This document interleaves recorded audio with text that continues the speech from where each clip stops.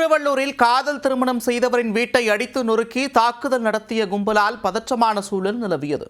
தொடர்ந்து அடாவடியில் ஈடுபட்டோருக்கு police treatment கொடுக்கப்படுமா?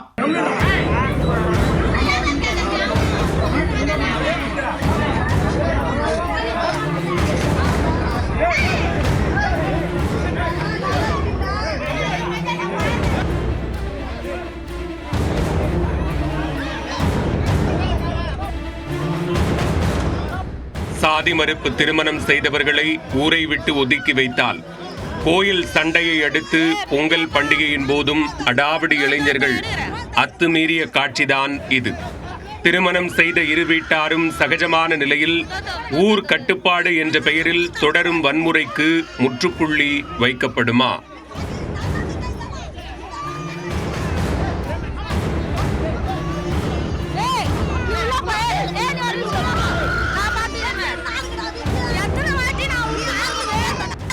Tiruvallur மாவட்டம் கும்மிடிப்பூண்டி அருகே பெரிய ஓப்புலாபுரம் கிராமத்தைச் சேர்ந்தவர் பிரேம்குமார். இவர் அதே பகுதியைச் சேர்ந்த பெண் ஒருவரை 5 ஆண்டுகளுக்கு முன்பு காதலித்து திருமணம் செய்துள்ளார். இருவரும் வெவ்வேறு சமூகத்தைச் சேர்ந்தவர்கள் என்பதால் இரு குடும்பத்தினரையும் கிராமத்தினர் ஊரை விட்டு ஒதுக்கி வைத்துள்ளனர். அத்துடன் ஊர் கோயில் திருவிழாவின் போது இரு குடும்பத்தினரிடம் வரி வாங்காமல் புறக்கணித்துள்ளனர். இதனால் பிரேம்குமார் மற்றும் அவரின் காதல் மனைவியின் சகோதரனான பிரேம் ஆகியோர் ஊர் பெரியவர்களிடம் சண்டையிட்டுள்ளனர். இது தொடர்கதையானதால் பொன்னேரி கோட்டாட்சியர் அலுவலகத்தில் சமாதான பேச்சுவார்த்தை நடத்தப்பட்டுள்ளது. இருந்தபோதும் ஊர் நிர்வாகிகள் சந்திரன் மற்றும் கேசவன் ஆகியோர் காதல் திருமணம் செய்த குடும்பத்தினருக்கு குடைச்சல் கொடுத்ததாக கூறப்படுகிறது. இதனால் அவர்களுக்கு எதிராக பிரேம்குமார், அவரின் மச்சினன் பிரேம், நண்பர் மணிகண்டன் ஆகியோர் தனி குரூப்பாக இருந்துள்ளனர்.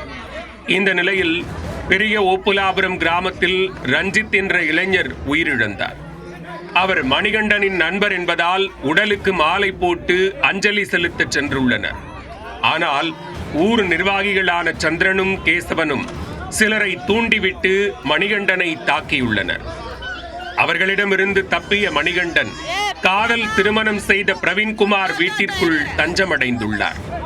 அதனை சாதகமாக பயன்படுத்திக் கொண்ட எதிர்த்தரப்பினர் பிரேம்குமாரின் வீட்டை சூறையாடியதாக குற்றச்சாட்டு எழுந்துள்ளது.